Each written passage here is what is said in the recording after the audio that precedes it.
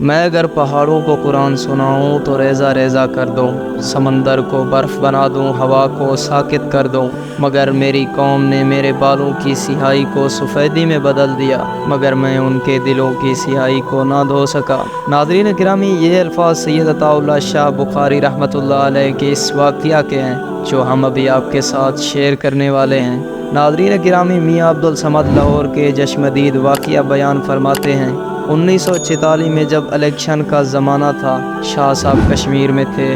شاہ صاحب الیکشن کے سخت مخالف تھے، وہ الیکشن کو انگریز کی دی ہوئی لعنت سمجھتے تھے۔ ہم لوگ شاہ صاحب کو لینے کشمیر گئے، رات کو ملاقات ہوئی، بات کوئی نہ ہوئی۔ صبح ہم نے تلاش کیا، پتہ چلا فلاں جھیل کی پہاڑی کے اوپر صبح کی نماز پڑھ کر چلے جاتے ہیں اور کافی دیر بعد واپس آتے ہیں۔ جب ہم وہاں پہنچے، ہم نے کیا نقشہ دیکھا! پہاڑ کی چوٹی پر تشریف فرما ہیں کہ دھوپ بھی اچھی طرح سے نکلی نہ تھی، 6 بجے کا وقت تھا۔ پہاڑ کے درمیان جھیل کی دوسری طرف ایک اور پہاڑی ہے جہاں سے خوبصورت انداز میں پانی بہتا ہے، مگر خاموشی کے ساتھ آسمان، فضا سب خاموش ہیں۔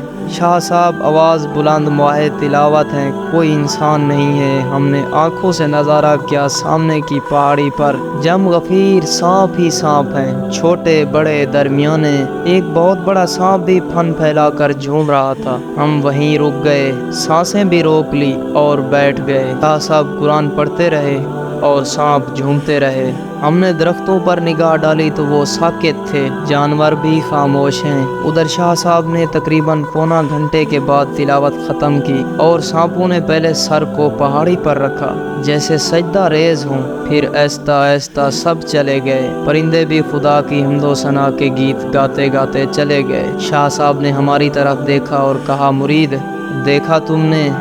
میں اگر پہاڑوں کو قرآن سناؤں تو ریزہ ریزہ کر دوں، سمندر کو برف بنا دوں، ہوا کو ساکت کر دوں، مگر میری قوم نے میرے بالوں کی سیاہی کو سفیدی میں بدل دیا، مگر میں ان کے دلوں کی سیاہی کو نہ دھو سکا۔